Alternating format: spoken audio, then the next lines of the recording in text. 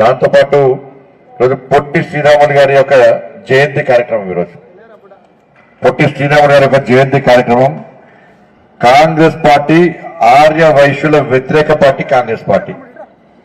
Congress party దళిత వ్యతిరేక party Congress party. Potti Sriramulu గారు తెలంగాణ వ్యతిరేకి కాదు. ఆయన మద్రాసులో పుట్టినప్పటికీ ఆంధ్రప్రదేశ్ మద్రాస్ రాష్ట్రంలో ఉన్నప్పుడు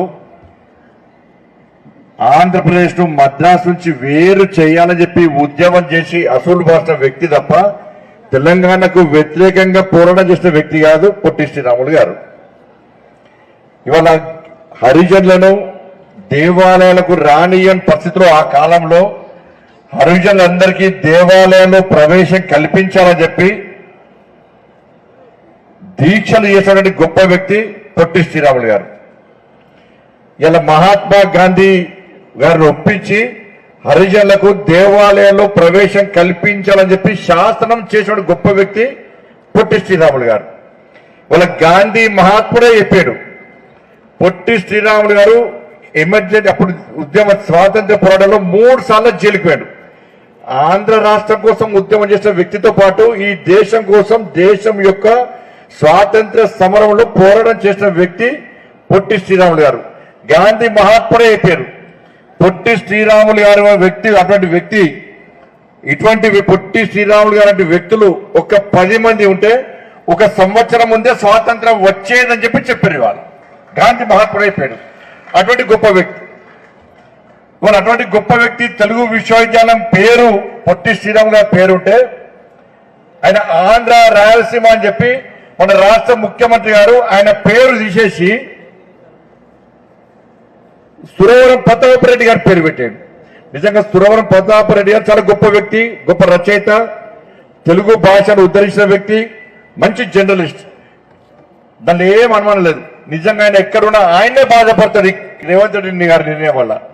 అరే పొట్టి శ్రీరాములు గారి పేరు చేసి నా పేరు పెడతారా అని చెప్పి ఆయనే బాధపడతాడు. నేనేమంటున్నా రేవంత్ రెడ్డి గారిని, మనం అంత అంటున్నావు కదా, ఎన్టీ రామారావు చాలా గొప్ప వ్యక్తి. మరి ఎన్టీ రామారావు ఆంధ్ర రాయలసీమ సమస్య వ్యక్తి, మరి ఎన్టీ రామారావు పేరు చేస్తావా?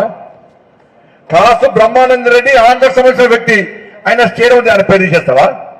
నీలం సంజయ్ రెడ్డి గారు ఆంధ్ర సమస్య వ్యక్తి, మరి ఆయన పేరు చేస్తావా? మరి దమ్ముందా? తీసేసే దమ్ము నీకుందా? అంటే వాళ్ళకొకరు పొట్టి శ్రీరాములు ఒకరు.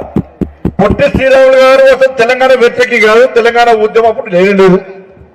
ఆ సమయంలో ఆయన మద్రాసులో ఉన్నటువంటి ఆంధ్ర రాష్ట్రాన్ని వేదికలను మాత్రమే చెప్పినాడు. ఇవాళ అటువంటి గొప్ప వ్యక్తి అలా ఆర్య వైశ్యులకే కాదు, ఆర్య వైశ్యులు ఆరాధ్య దైవంగా భావించినటువంటి పొట్టి శ్రీరాములు గారు ఒక స్వాతంత్ర సమర యోధుడు, స్వాతంత్ర్యం కోసం జైలుకున్న వ్యక్తి.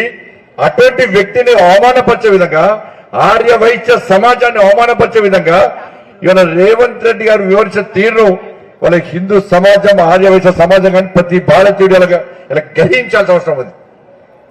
ఇంత ఘోరం అన్న అంటే ఆయన అనుకుంటే ఒకటి, ఆయన అనుకుంటే ఒకటి.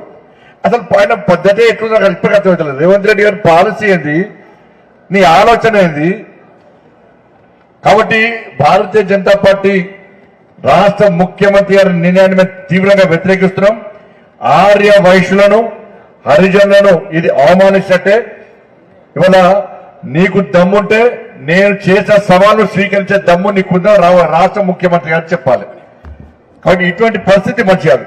స్వాతంత్ర సమరులను స్వాతంత్ర సమరులుగా గుర్తించాలి అన్న వ్యక్తి ఏ రాష్ట్రమా, ఈ రాష్ట్ర కూడా, ఆ రాష్ట్ర కూడా, ఈ కుల కూడా, ఆ కుల కూడా ముఖ్యం కాదు. ఈ దేశం కోసం, ఈ సమాజం కోసం, ఈ ధర్మం కోసం ఎవరైతే ప్రాణత్యాగం చేశారో వాళ్ళను స్ఫూర్తిగా తీసుకొని రాబోతలకు స్ఫూర్తిగా ఉండాలని చెప్పి విగ్రహాలు పెడతాం. వాళ్ళ చరిత్ర చెప్పుకుంటాం మనం, పుస్తకాల్లో వాళ్ళ పాఠ్యాంశాలుగా చేస్తాం మనం. ఇది చరిత్ర, ఇది సంస్కారం అంటారు దీన్ని. కానీ ఈయన ఆ రాష్ట్ర పైన, ఈయన ఈ దేశం పైన, ఈయన ఈ కుల పైన, ఈయన ఆ కుల పైన వీళ్ళ చరిత్ర ఉంచనీయమని చెప్పి స్వాతంత్ర సమరుల చరిత్ర తిరుమల చేస్తా అంటే ఇలా యథారాజా ప్రజా రాహుల్ గాంధీ ఏం చేస్తాడు? ఆ యూరోప్ బ్యాండు, యూరోప్ ఏం చెప్పిండు? యూరోప్ దేశం అట మన దేశంలో వ్యవహారంలో వాళ్ళు ఇన్వాల్వ్ అవ్వాలట. మీరు మా దేశంలో వ్యవహారాలు కూడా మీరు రండి, మీరు జోక్యం చేసుకోని చెప్పి రాహుల్ గాంధీ ఆడవ చెప్తాడు. అంటే కాంగ్రెస్ పార్టీ విధి విధానం అర్థం చేసుకోవాలి. మరి ఈ తెలంగాణ రాష్ట్రంలో ఇక